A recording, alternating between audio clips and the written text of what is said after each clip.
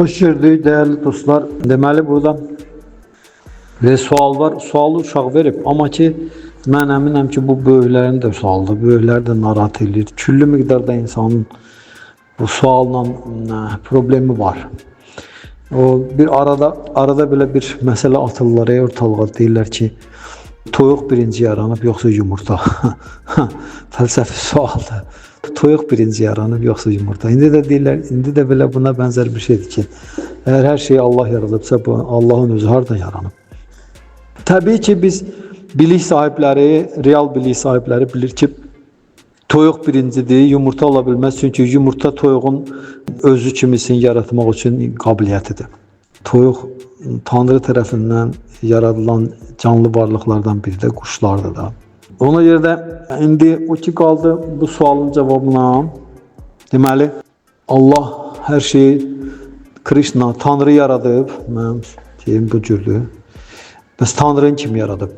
Bu deməli bu sual təbii ki bizim materialist dünya görüşümüzün fəsadıdır, məhsuludur. Materialist dünya görüşü. Materialist dünya görüşü nə deməkdir? Biz bu dəmir dövrü, Kali-yuga, son minillikləri, 2000 ili, 3000 ili çox güclü materialist dünya görüşü inkişaf edibdi planetdə. Materialist dünya görüşü, yəni ki insanlar dində, ruhi praktikada uzaqlaşıblar, kənarlaşıblar. Özlərinin həzz və xoşbəxtliklərini fiziki bədən, cisim və onun komfortunun, rahatlığını artırmaqda tapıblar. Müvəqqəti fiziki bədənin. Və bu da neyini? Bu da insanda həyat barədə cismani təsəvvürləri daha da gücləndiribdir, dərinləşdiribdir. Necə ki insanlar bu istiqamətdə çox güclü səhlər, cəhdlər eləyirlər, enerji itirirlər, vaxt itirirlər. Özlərinin dəyərli həyatlarını sərf eləyirlər. Məsələn, dünyanın böyük şəhərləri, bugünkü gün hamısı ki diqqəti cəlb edir, Amerikan şəhərləri, Avropan şəhərləri. Onlar əvvəlki insanların böyük zəhmətləri bahasına başa gəlib, tikilib, qurulub. Amma indi insanlar yoxdular, şəhərlər durubdur. Deməli, ona görə də materialist dünya görüşü özünün fiziki bədənini, öz şəxsiyyəti qəbul eləmək və bu istiqamətdə inkişaf elətdirmək, bütün bu resursları bu istiqamətdə yönəltmək, təhsili bu istiqamətdə qurmaq, siyasəti bu istiqamətdə qurmaq, iqtisadiyyatı bu istiqamətdə qurmaq, mədəniyyəti bu istiqamətdə qurmaq, hətta dini bu istiqamətdə tətbiq eləmək çox güclü vüsət alıbdır. Bilirsiniz, materialist buna deyirlər. Materialist məni hisslərimin, ağlımın vasitəsilə eksperimental təcrübənin vasitəsilə əldə elədiyim hər şey reallıqdır. O şey ki eksperimental yolla əldə edə bilmirəm, o reallıq deyil. O da bizim özümüzün bədənlə bu ət, sümük, qan, sidik, nəcis birləşməsindən ibarət fiziki bədənlə özümüzü eyniləşdirmək, bu necə deyirlər, maddi həyatın, bu dünyanın fundamental problemidir. Bu bizim hamımızın fundamental problemimizdir. Ona görə materializm dünya görüşü, hər şey cisimlə özümü eyniləşdirdiyimə görə həzzi və xoşbəxtliyi cisimin komfortunda, rahatlığında, sağlamlığında, mənsubiyyətində, məşğuliyyətlərində tapmaq iddiası və cisimdə mənsub olan aləmi öyrənilməsi, necə deyirlər, hüceyrələrinə qədər, atomlarına qədər bu insanın dünya görüşünü eləyibdi, materialist dünya görüşü. Yəni biz özümüz haqqında sırf bədən təsəvvürlərində. Bu eyni zamanda da biz açıq-aşkar, yəni bu kör gör deyə belə deyirlər. Bu bizim, yəni biz belə bir dənə dünya görüşündə bərk oturmuşuq ki, biz nə görürüksə, biz nə istifadə ediriksə, biz nəyi təcrübədən keçiririksə, biz nə ilə əhatə olunmuşuqsa, biz nədən istifadə ediriksə, biz nədən həzz alırıqsa, xoşbəxt oluruqsa, biz nəyi mənimsəyiriksə və s. Bunların hamısının əvvəli və sonu var. Baxın, öz bədənimizin əvvəli və sonu var. Haçansa biz doğulduq və öldük getdik və salam. Qocaldıq, öldük getdik. Və bizim gözümüzün qabağında bu cür şeyə, taleyə nə olur? Malik olurlar bizim əzizlərimiz, yaxınlarımız. Biz görürük ki, necə bizim yaxınlarımız, əzizlərimiz, qohumlarımız, dostlarımız, qonşularımız, ata-anamız və s. hamısı bir gün gəlir, bir gün çıxıb gedir. Biz görürük ki, necə hətta böyük imperiyalar bir gün yaranır, bir gün dağılır. Yəni o tarix ki, materialist dünya görüşünə əsaslanıbdır. Onlar hər bir şeyin əvvəlin, axırını analiz edirlər həmişə. Əvvəli bu oldu, axırı bu. Tarix, müasir dünyanın materialist tarixi də bunun üzərində qurulubdur. Hər bir şeyin əvvəlini, axırını göstərir. Yəni bunları deməkdə mənim sözümün canı var. Sözümün canı ondadır ki, biz cisimlə yaşayıb, cisim dünyası ilə hər şeyi ölçüb, cisim dünyası ilə hər şeyi ölçüb, özümüzün mənəvi dünyamızdan zaman keçdikcə uzaqlaşa gedirik.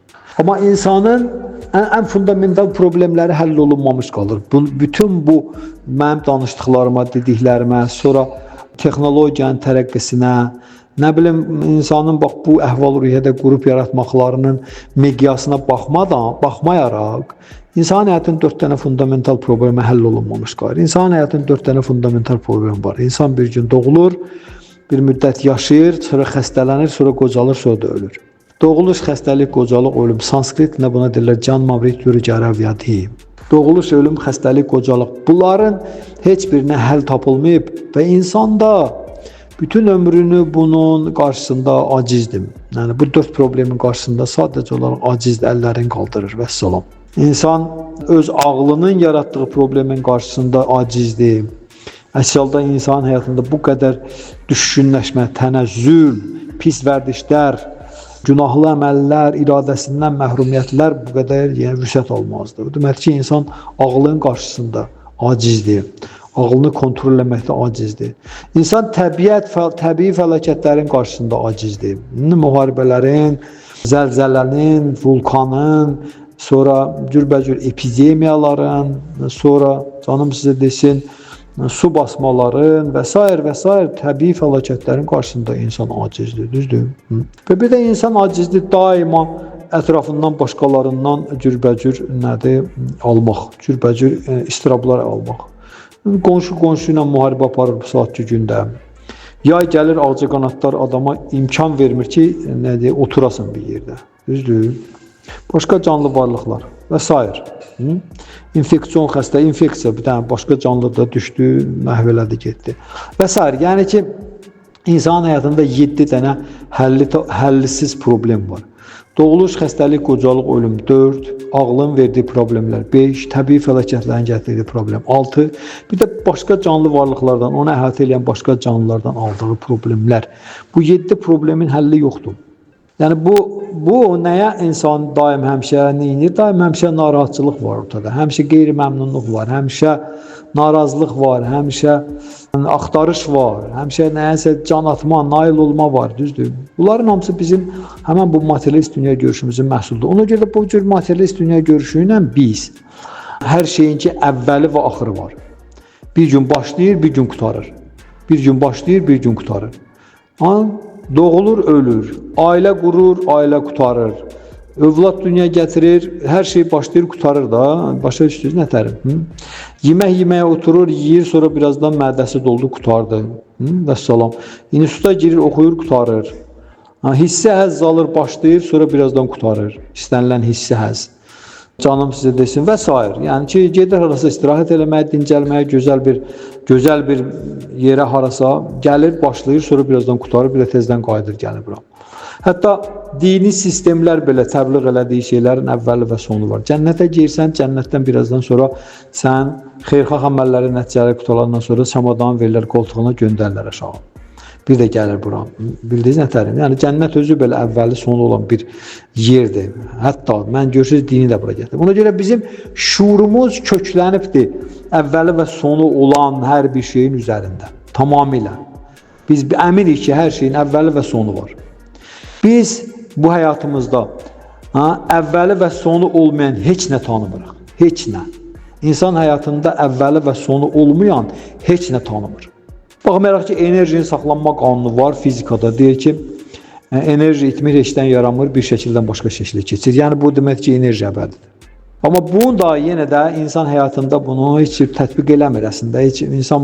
Müasir dövrdə insanlar ancaq bunu fizika elminin qanunu kimi qəbul edirlər. Vəssalam, onlar Məsələn, müasir insan başa düşmür ki, bu fiziki aləmin qanunu deyil, bu canlı aləmin qanunudur. Canlı aləmin, fiziki, ölü materiyanın qanunu deyil bu.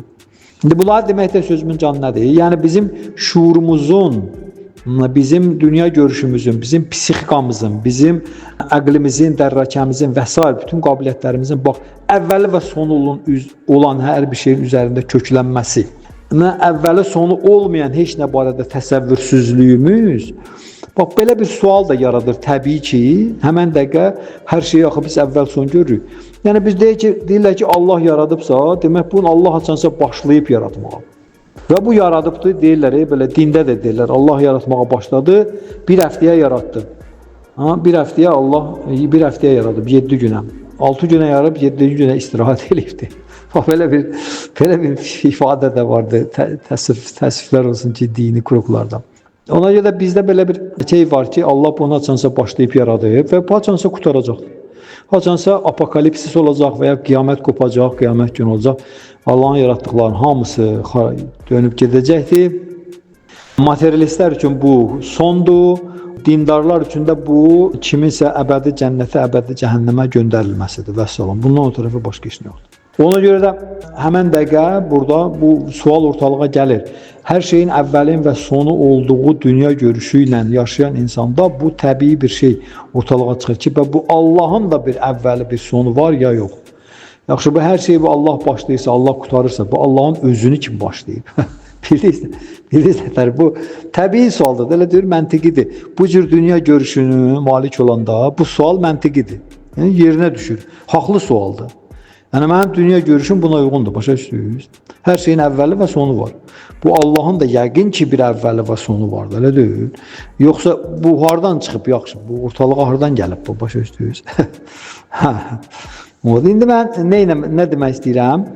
İndi mən demək istəyirəm ki, bizim, necə deyərlər, bizim narazılığımıza səbəb olan çoxlu şeylər var. Narazılığımıza deyək, qeyri-məmnunluğumuza deyək, sonra könüllü sürətdə qəbul eləmədiyimiz, məcburiyyət qarşısında qəbul etdiyimiz küllü miqdarda şeylər. Həyatımızın özü, zahiri görkəmimiz, doğulduğumuz yer, sonra nə bilim daha canım sizə desin, sosial vəziyyətimiz, kasıb ailəsində doğulmuşam. O qədər çoxlu şeylər var ki, hansı ki biz onlardan narazıyıq, ancaq onları yaşamaq məcburiyyətindəyik. Bildiniz? Biz onları yaşamaq məcburiyyətindəyik. Sonra bizi başqalarından fərqləndirən şeylər var. Çoxlu şeylər var ki, bizim üçün müəmmadır. Niyə görə mənim saçım sarıdır və yaxud qaradır, niyə görə boyum balacadır? Və küllü miqdarda şeylər var ki, hansı ki insanlar, müasir dövrün insanı, hansı ki bu cür sual qoya bilir ki, Allahı kim yaradıbdır? Müasir dövrün insanı bu sualların qabağında acizdir. Müasir fəlsəfə, müasir elm, müasir təhsil sistemi bunun qabağında acizdir ki, niyə görə bu qədər müxtəliflik, rəngarənglik və niyə görə hər bir insan özü də anlamadığı bir taleyi yaşayır. Özü də başa düşmədiyi, dərk eləmədiyi bir dənə, necə deyirlər, planlaşdırılmış bir şeyi yaşayır. Və bu harada planlaşdırılıb, kim tərəfindən planlaşdırıb, necə olub planlaşdırılıb? Tezliz nədir? Nəyə asəmsən bu ortalığa çıxır? Bax, bu cür bilik yoxdur cəmiyyətdə. Bu cür bilik yoxdur. Ateizm və materializm, müasir dövrün ateizm və materialist dünya görüşündə bu cür bilik yoxdur. Bu cür bilik varsa da, hardasa, bu cür dünya görüşünə malik olan ateist, yəni materialist dünya görüşünə malik olan insan bunu özünün şuuruna, özünün dünya görüşünə uyğun gəlmədiyinə görə bunu mif, nağıl, əfsanə adı altında qoyur qırağa. Çünki bunun dünya görüşünə uyğun deyil bu. Bunun mənasını, səbəbini, dərinliyini, arxasında duran məsələləri, fundamenti, əsasında duran məsələləri bilmir. Çünki bunu bilmək üçün, başa düşmək üçün insana başqa qabiliyyət lazımdır. O qabiliyyəti əldə etmək üçün insan özündə keyfiyyət dəyişikliyi eləməlidir. Bu gedib dirəşir yoga elminə. Yoga fəlsəfəsi var. Yoga fəlsəfəsi, meditasiya, bildiyiniz nətərim? Yoga fəlsəfəsi, meditasiya insanın şuurunu, bax bu əvvəli axırı olan, cismani olan, maddi olan bu şeylərin hamısından uzaqlaşdırır və insanı başqa bir sferaya yerləşdirir. Hansı ki, insanın düşüncəsi var. Bizim düşüncəmiz var. Özdə düşüncəmiz o qədər qüdrətə malikdir ki, biz yoga elmi deyir ki, nə cür düşünürsən, o cürdə yaşayırsan. Düşüncəmiz bizim həyatımızı formalaşdırır. Necə yaşayacağıq, təsəvvür edir düşüncənin qüdrətini. Bu sadəcə olaraq deyil, inanc deyil, bu elmdir, bilikdir. Bir adam haqqında fikirləşin bir müddət, bir gün, 2 gün, 3 gün, bir həftə. Fikirləşin ki, o yaramazın biridir. Siz görəsiniz ki, bir həftədən sonra o adam necə sizə qarşı yaramaz hərəkətlər edəcək. Bir adam haqqında fikirləşin ki, bu nə yaxşı insandır, nə xeyirxah adamdır. Siz görəsiniz ki, bir həftədən sonra o adam sizə qarşı xeyirxah işlər görür. Heç onun özü də xəbər olmadan, heç siz onun haqqında nə düşünürsünüz, bildiniz? Bax, fikrin qüdrəti var. Bizim fikrimizin, düşüncəmizin qüdrəti var. Amma heç kim fikrini görə bilmir. Heç kim öz ağlını görə bilmir. Ağlımız var, dərrəkəmiz var. Heç kim öz ağlının dərrəkəsini görə bilmir. Ağzımızı açırıq, nəfəs alırıq, ağzımıza hava gedir. Amma havanı heç kim görmür. Yəni bizim bu materialist dünya görüşümüzə baxmayaraq, bizim hisslərimizin, ağlımızın, dərrəkəmizin qabiliyyətindən kənarda olan məsələlər var. Kimisə güclü istedadı var, rəssamlıq eləyə bilir, bəstəkarlıq eləyə bilir. Amma heç bir elmlə, heç bir nəyin qabiliyyəti ilə, gücü ilə onu sübut edib ortalığa çıxarda bilmirlər ki, nəyə görə bu insanda bu qabiliyyət var və nəyə görə bunda var, o bir yanındakında, qonşusunda yoxdur. Nəyə əsasən bu var bu adamda? Nəyə əsasən bunda gözəl rəssamlıq qabiliyyəti var, bəstəkarlıq qabiliyyəti var və yaxud başqa bu və ya digər qabiliyyətlər var, amma o yanındakı adamda yoxdur. Bu, hardan gəlir bu şeylər? Bildiniz nətər? Yəni bunları mən deməkdə sözümün canı nədədir? Sözümün canı ondadır ki, deməli bizim həyatımızdakı baş verənlərin hamısının səbəbi gedir, dirəşir bizim bu cismani təbiətimizin imkanları ilə dərk edə bilmədiyimiz bir yerə gedir, dirəşir. Biz cismani qabiliyyətimizlə dərk edə bilməzik gedib o dirəşdiyi yeri, bildiniz nətər? Necə ki, məsəl üçün, mən bir dənə rəngi göstərirəm adi bir insana. İstənilən bir torpağı məsəl üçün, torpağı göstərirəm, deyirəm burada hansı rənglər görürsən, heç bir. O görür də torpaq rəngidir, elə deyil. Amma mən rəssama desəm orada hansı rənglər görürsən, o rəssam deyəcək orada 3 dənə, 4 dənə rəng var.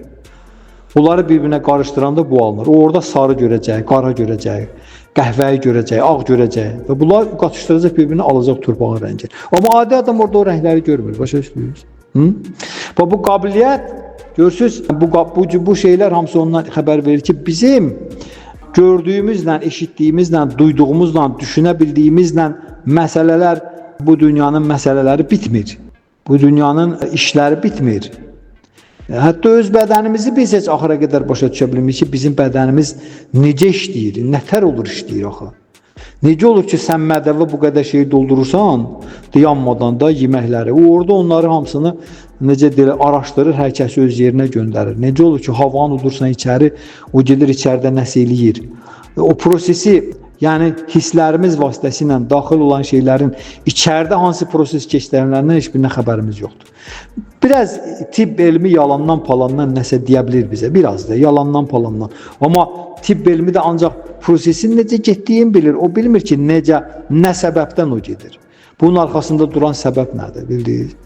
Yəni ki, o qədər bizim dərk eləməyə, erkəməyə qabiliyyətimiz çatmadığımız məsələlər var ki, bir dənə qozu bastıranda yerə, o qozdan ağac bitir ki, o ağacın üstündə o qozdan olur 200, 300 dənə, 500 dənə, 1000 dənə. Bunların hamısı yerə düşəndən sonra hərəsi özü həmən o qoz boyda qoza çevrilir. Və bu proses sonsuzluğa qədər gedə bilər. Və bu şeylərin heç biri bizim üçün aydın deyil. Başa düşmürük ki, necə olur ki, bax beləcə, cürbəcür bizim başa düşmədiyimiz, dərk eləmədiyimiz məsələ var. Bunların hamısı bizi yönəldir. Bilirsiniz hansı nəyin üstündə? Bunların hamısı bizi yönəldir. Belə bir anlayışın üstünə hansına deyirlər ki, ruh. Azərbaycan deyirlər ruh. Daha doğrusu can. Azərbaycan dilinin ən şah sözlərindən biridir. Can, Azərbaycan. O can bu bədənin daxilindədir, ürək nahiyəsindədir. Ruhi təbiətli olduğuna görə ona deyirlər ruh. Onun təbiəti ruhidir. Bildiniz? Onun təbiəti ruhidir. Yəni enerjidir o. Enerji görünmür, amma o vardır. Eləcə də ruh enerjidir. Və o ruh canın təbiəti olduğuna görə ona deyirlər ruhi can. Və bu bədənin daxilindədir. Sürücü maşının içində oturan kimi, rolun dalında oturub maşını idarə edən kimi. O ruhi canın hesabına bu bədən işləyir. Ruh can, şəxsiyyətdir, bildiniz o. O ruh bütün bu müəmmalı məsələlərin hamısının səbəbkarıdır. Mən səhərdən danışıqlarımın hamısının səbəbkarı bax həmin o ruhdur. O ruh, o elə bir o enerjidir. Həmin o enerji söhbəti dedim sizə. Enerji itmir, heçdən yaranmır. Bir şəkildən başqa şəkilə keçir. Alimlər bunu belə deyiblər. Bir şəkildən başqa şəkilə keçir. İtmir, heçdən yaranmır. Bir şəkildən başqa şəkilə keçir. Enerjinin saxlanması qanunudur. Yəni bu demək ki, o enerji əbədidir, bildiniz? Baxın, bu ruh həmən o enerjidir. Baxın, o enerji həmən o ruhdur. Gözə görünməzdir, bildiniz? Enerjidir. O vardır, mövcuddur. Mən ağacı taxtanın əlimə sıxıram, onu sındıra bilmirəm. Nəsə mənə müqavimət göstərir, orada enerji var. Yaxud onu atırsan, yandırırsan, oradan istilik və işıq çıxır. O enerjidir, bildiniz nədər? Ona görə də ruh, o bədənə 180 dərəcə əks təbiətlidir. Ruh, bədənə 180 dərəcə əks təbiətlidir. Bildiniz? Bədən əgər doğulursa, o doğulmazdı. Bədən xəstələnirsə, o xəstələnməzdi. Bədən qocalırsa, o qocalmazdı. Bədən ölürsə, o ölməzdi. Ruhun təbiəti xəstələnməz, qocalmaz, doğulmaz, ölməzdir. Bizim bu barədə biliyimiz yoxdur. Bizim bu barədə təsəvvürümüz yoxdur. Bizim barədə elmimiz yoxdur. Bunlar var cəmiyyətdə. Bunlar həmişə var planetin üstündə. Tarixən həmişə olubdur. Milyon illər bundan bu tərəfə olubdur. Bugünkü günə qədər indi bu saatda var. Bildiniz? Amma sadəcə olaraq insanın o özünü necə deyirlər, cismani həzlərə aludəçiliyi insanın əlindən onun qabiliyyətlərini alır ki, o bu ruhi biliklə maraqlansın və orada reallığı duya bilsin. Yəni cismani hissi həzlərə aludəçilik. Xüsusilə də seksual, cinsi əlaqəyə. Başa düşdünüz? Bədəninə həzz vermə, özü bədən. Bu saat planetin əhalisinin 100% özünü bədənlə yerləşdirir. Biz bədənik. Vəssalam. Bu ət sümükdən başqa o tərəfə heç nə yoxdur. Öyle deyil. Baba biz həzz almaq istəyirik axı, biz xoşbəxt olmaq istəyirik axı, düzdür. Ona görə də nə edir? Bu bədənin həzzini və xoşbəxtliyini fikirləşirik. Bütün hər şey buna işləyir. Hər şey bugünkü gündə. Ona görə də mən deyəndə ki, ruh bədənə 180 dərəcə əks təbiətlidir. Bu bədən şuuru ilə onun təbiətini dərk etmək qeyri-mümkündür. İndi gördünüz nətəri? O ruh əbədidir. Deməli, əbədiyyət deyilən bir şey vardı. Buradakı hardakı zaman hökm sürür və bizə müvəqqətilik verir. Mən söhbətimi buradan başladım. Hər şeyə əvvəl və son qoyur. Bu, bizim daxili tələbatımızı ödəmir. Bizim daxili dünyamızı, daxili duyğularımızı ödəmir. Çünki bizim daxili duyğularımız deyir ki, mən xəstələnmək istəmirəm, mən qocalmaq istəmirəm, mən ölmək istəmirəm. Mən bədbəxt olmaq istəmirəm, mən istirab çəkmək istəmirəm. Bu bizim daxili təbiətimiz deyir və bunları əldə eləmək üçün həyatda özünü canfişanlıq eləyir. Özünü yerə göyə çırpır, bildiniz nətər? Bu faktdır da, elə deyil, bəli, faktdır. Bunu bizim təbiətimiz deyir və bundan ötürü hətta insan materialist olsa da belə, ateist olsa da belə, yəni ki, bayaqdan danışdığım kimi da, yenə də onun həyatında bu istəklər, bu cəhdlər, bu səylər mövcuddur ki, hər cür hər vəclə çalışır ki, ömrünü uzatsın, qocalmasın, xəstələnməsin, hətta ölməsin. Hamıda var, bütün canlılarda var, həşəratlarda da bu var. Biz, yəni canlı deyilən hər bir şeyə bu xas olan keyfiyyətdir. Bu hardan gəlir? Bunu materialist dünya görüşünə malik olan insan bunu özünə heç cür izah edə bilmir. Heç cür o bunu başa düşə bilmir ki, bu hardandır, niyə belədir və başa düşmədiyindən görə sadəcə olaraq əlin yerləyir, deyir, əşi, hamı necə məndilə. Elə deyil. Hamı necə məndilə. İllərlə ömrün, böyük alimlər var ki, illərlə ömürlərini sərf edirlər. Nəyə? Sərf edirlər, öz həyatlarını sərf edirlər. Dünyanın işlərinə eləcə ölüb gedirlər.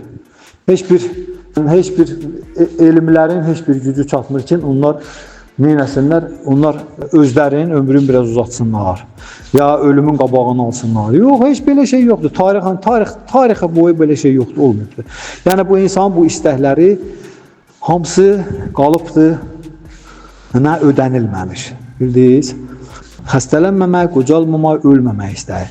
İstirabsız yaşamaq, bədbəxtliklərdən qaçmaq mümkün deyil, düzdür. Bunların hamısını insan yaşayır burada. Amma istək içində qalır axı. Elə bu istəklərlə də ölüb gedir hamı. Bu istəklərlə də hamı ölüb gedir. Həllini tapmamış, Bildiyiniz nətərim? Onu yaşamamış, onu tətbiq eləməmiş də ölüb gedirlər. Amma bunların hamısı ondan xəbər verir ki, deməli insanın belə bir təbiəti var ki, əks halda əgər bu məndə yoxdursa mən hardan buna eləyərəm ki? Məsəl üçün insan qaranlıq deyir, qaranlıqda gedəndə insan birdən qaranlıqda, elə bir ki həyatda hansısa həyatdan qaranlıqda keçirsən, orada da o sulamaq üçün şlanklar var, qara şlanklar. Bu həyat bacanı sulamaq üçün də. Birdən qaranlıqda həyatdan keçəndə birdən qəfildən qabağa çıxsa, qəfildən qabağa çıxsa elə biləsən ilandır. Belə qorx, mən görmüşəm belə şey. Elə qorxub sıçrayıb atılırsan qırağa, elə bilsən ilandır, düzdür? Qaranlıqda keçmişik bağdan. Ayağın altında bağı sulayan şlanq olubdur, bağ şlanqı bildiniz.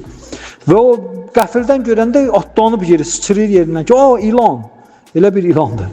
Amma şlanqdır, düzdür? İndi əgər biz ilan görməsəydik, yəni ilan deyilən bir varlıq tanımasaydıq, biz o şlanqı görəndə qorxacaqdıq, yox. Bəs şlanqdan niyə qorxduq? Çünki biz ilanı bilirik, bir ilan deyilən bir şey var və özdə oxşuyur o şlanqa, başa düşdünüz? Biz ona ilan görmüşük deyənə şlanqdan qorxduq, onu ilan bildik, qorxduq. Biz ilan görməsəydik, şlanqdan heç vaxt qorxan deyildik, bildiniz? Bəli. İndi insanın ölməmək istəyi, insanın bədbəxt olmamaq istəyi, xoşbəxt olmaq istəyi, insanın istirab çəkməmək istəyi, həmişə həzz almaq istəyi, insanın qocalmamaq, həmişə yaşamaq istəyi. Bunların hamısı insan bu şeydən xəbərdar olmasaydı, o onu gəlməzdi ki, onun ağlına. Bildiniz nətərim?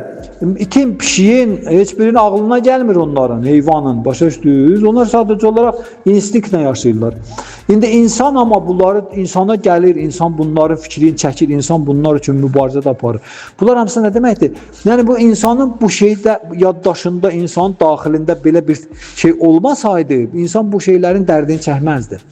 Bildiniz? Deməli, bunun içində nəsə var ki, o bunun dərdini çəkir də. Niyə görə mən bədbəxtəm, mən bədbəxt olmaq istəmirəm? Niyə görə mən istirab çəkirəm, mən istirab çəkmək istəmirəm? Niyə görə mən qocalıram, mən qocalmaq istəmirəm? Niyə görə mən ölürəm, mən ölmək istəmirəm? Niyə görə mən xəstələnirəm, mən xəstələnmək istəmirəm, düzdür?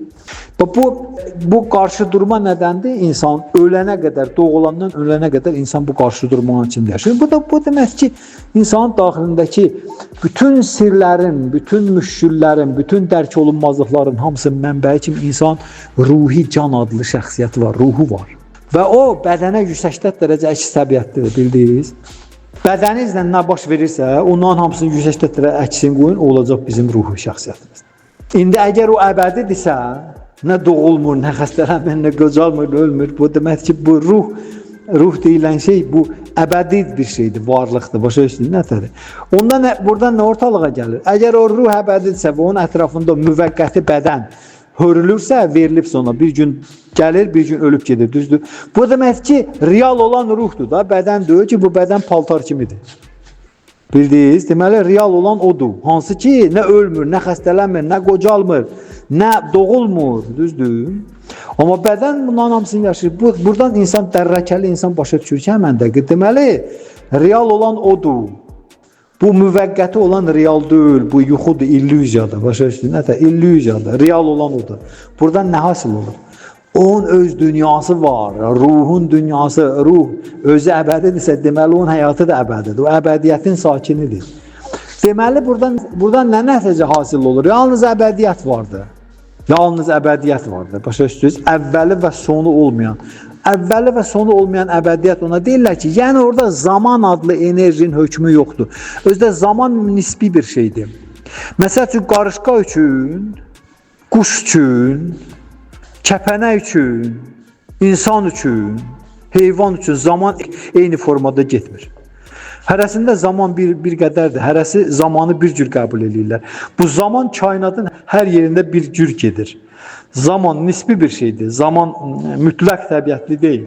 Özdə zamanın hökmü ancaq cismin üstündədir. Ruhun üzərində zamanın hökmü yoxdur. Zaman milyon dənə Tanrının enerjilərindən biridir. Sonsuz sayda enerjilərindən biri də zamandır. Və o zamanı tətbiq eləyir.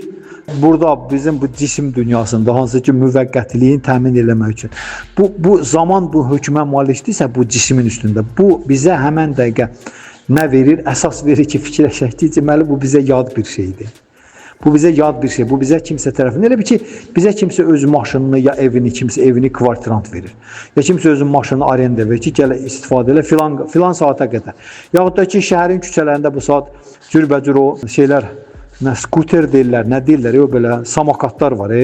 O samakatı gedirsən, arendaya götürsən, nə qədərsə ödəniş edirsən, sürürsən, sonra ödənişi vaxtı qutardı və salam qoymalısan yerinə çıxıb getməlisən. Müvəqqəti bir şeydir. Zaman ayrılır sənə bu qədər, bax sənə bu qədər, vaxt vermədi. Başa düşürsünüz? İndi ona görə bu zaman, bu cismani, maddi olan hər bir şey üçün onun müvəqqətiliyini təmin eləmək üçün, yəni bizə o müəyyən bir müddətə verildiyini təmin eləmək üçün Tanrının enerjisindən biridir. Və o enerjinin Tanrının üzərində, ruhun üzərində hökmü yoxdursa, Tanrının üzərində necə hökmü ola bilər? Tanrının üzərində hökmü yoxdur. Deməli, əbədiyyətin sakini bu zamanın hökm sürdüyü yerdə oturub fikirləşir ki, və Allahı kim yaradıbdır? Əbədiyyət. Allah hər şeyi yaradıb, Allah heç nə yaratmır. Maddi dünya bizim bu cismani dünyamızın hamısı bu onun sonsuz sayda enerjilərindən biridir. Zaman təsir altında illüzyon yaradır, sonra bir də yığışdırır. Sonra bir də təzədən yaradır, sonra bir də yığışdırır. Yaradır, bir də təzədən yığışdırır. Vəssalam, bu illüziyadır, bu yaranış, dağılış prosesi, yaranış söhbətləri, bunların hamısı, yenə deyirəm, materialist, ateist sivilizasiyanın dünya görüşüdür. Onların reallıqdan xəbəri yoxdur. Ona görə biz reallıqdan bizim xəbərimiz yoxdur. Real olan nədir? Real olan nədir? Həqiqi dəyərlər hansılardır? Bildiniz nəsədir? Dəyərlərin həqiqisindən bizim xəbərimiz yoxdur. Həqiqi sevgi, həqiqi var dövlət, həqiqi bilik, həqiqi güc, həqiqi sağlamlıq, həqiqi xoşbəxtlik, həqiqi həzz, həqiqi sevgi, bunların həqiqisindən bizim xəbərimiz yoxdur. Biz ondan ancaq illüzoru ilə yaşayırıq burada, bildiniz. Ona görədir ki, biz əvvəli sonu olan dünya görüşünə malikik deyənə, biz heç əvvəli sonu olmayan heç nə barədə təsəvvürümüz yoxdur deyənə, hələ nəzəri biliyimiz yoxdur. O da qalsın ki, bizim praktikamız olsun, düzdür. Ona görə də biz Allaha da bu prizmadan baxırıq ki, hər şeyi Allah yaradıb, Allah kim yaradıb. Əbədiyyətin içində baş verir bu yaranış, saxlanış prosesi. Nəinki əvvəli sonu var, o əbədiyyətin içində baş verir. Məsələn, enerji taxtanı yandıranda onun enerji ondan ayrılır, istili işıq kimi. Taxta yoxdur, amma enerji qaldı. İtmir, görürsünüz, bir şəkildən başqa şəkildə keçir. Çevrildi işığa və bir də istiliyə, yenə qaldı. Harasa çökdü, oturdu ora o enerji. Amma taxta yandı, getdi, gördünüz. Yəni, enerji itmir. Amma o enerji nəinki içində var, o sökülür, dağılır, gedir, amma enerji itmir. Beləcə də insan ruhu bu bədəni tərk edir, amma bədəni çürür, torpağın altında çürür, gedir. Yəni, bu enerji, bu ruh, əbədiyyət, biz əbədiyyətin sakinləri, yəni həyat əbədidir. Əbədi sözün yanında hansı başlanğıc və son söhbətini eləməyin yeri var heç? Heç yeri yoxdur. Bu başlanğıc və son həbsxanada bu balaca, bu maddi dünya əbədiyyətin daxilində balaca bir dənə yer. Necə Azərbaycan dövlətimiz var, Azərbaycan torpağı var, ərazisi var. Bunun içində arası bir yerdə balaca bir küncdə bir dənə həbsxana var. Kim Azərbaycan azadlıqda qanunlara əməl eləmirsə, onu polis qolunu, əlin qolunu bağlayır, məhkəmədə hökm çıxardılar, belə də qoyurlar. Azadlıqdan məhrum elədilər. Apardılar da həbsxanaya. Burada yaşayır da, balaca bir yerdə, onu imkan vermirlər. O başqa qanunların təsir altında yaşayır. Düzdür? İndi o həbsxanada oturur, həbsxananı kim yaradıbdır belə? Həbsxanadan o tərəfə görürsən həyat var. O həbsxanada o qədər oturur ki, 20 il otursun, 10 il otursun. Bir müddətdən sonra o adamın tamamilə yadından çıxır ki, azadlıq nə olan şeydir. Başa düşdün nətər? Hər şeyi həbsxananın ilə ölçür də. Həbsxananın yeməyi, həbsxananın geyməyi, həbsxananın kravatı, həbsxananın psixologiyası, həbsxananın atmosferi, həbsxananın qanunları, həbsxananın insanları, hər şey həbsxanadan alır deyənə azadlıq barədə təsəvvürünü itiribdir o. Bildiniz? Azadlıq barədə təsəvvürünü itirir. Mən cəmisi 2 il əskərlik xidmətdə oldum, cəmisi 2 il. Mən ora gedəndən 4 ay sonra, 4 ay ki, mən orada sapoq geyindim ayağıma. Əskər paltarını geydim, düzdür. 4 aydan sonra, mənim yadıma gəlir, 4 aydan sonra məndə elə bir təsəvvür yaranmışdı ki, elə bir mən elə bir əskər paltarında doğulmuşam. Anamın qarnından əskər paltarında çıxmışam, başa düşdünüz? Cəmisi 4 aydan sonra, 6 aydan sonra. Adamda belə bir təsəvvür yanır ki, elə bir sən elə əskər olmuşsan, heç vaxt adi paltar geyinməmsən, elə anadan gəlməz əskərsən, ana qarnından saldat çıxmısan. İndi o da qalsın ki, Milyon ildir biz burada doğuluruq, ölürük, doğuluruq, ölürük, doğuluruq, ölürük, doğuluruq, ölürük, doğuluruq, ölürük, doğuluruq, ölürük. Milyon ildir. Neçə milyonlarla dəfə təsəvvürə gətirirsiniz. Ona görə biz burada təsəvvürümüz çıxıbdır ki, biz əbədiyyətin sakinləriyik. Bu, əbədiyyətin həbsxanasıdır bu maddə. Ona görə var olan odur.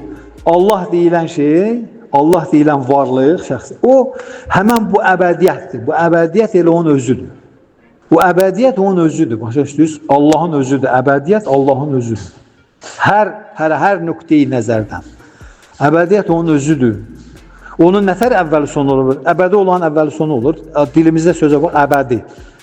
Sadəcə olaraq mən təkrar edirəm, yekunlaşdırıram fikrimi. Sadəcə olaraq biz gərək bax bu cismani nəyimizdən, özümüz haqqında cismani təsəvvürlərimizdən azad olaq. Bax buna görə yerə 124 min peyğəmbər gəlib gedir.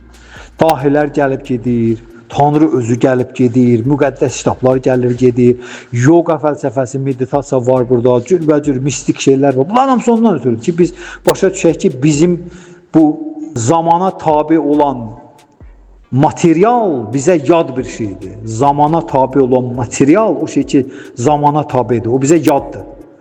O bizim üçün sünidir. Mənim paltarımın bədənimlə heç bir əlaqəsi yoxdur.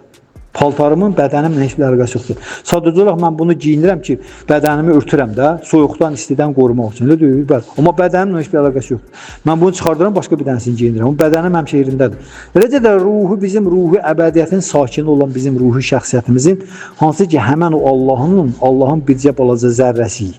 Onun bu maddə ilə heç bir əlaqəsi yoxdur. Cisimlə, bizim bədənimizlə heç bir əlaqəsi yoxdur. Bədən ruhun paltarıdır. Necə paltarımız bədənin örtəyidir, bədən də ruhun örtüyüdür.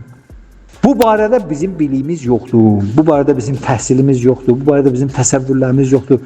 Bundan çıxış edən bizim dünya görüşümüz yoxdur. Həyat tərzimiz yoxdur. Bundan çıxış edən bildiyiniz nətər?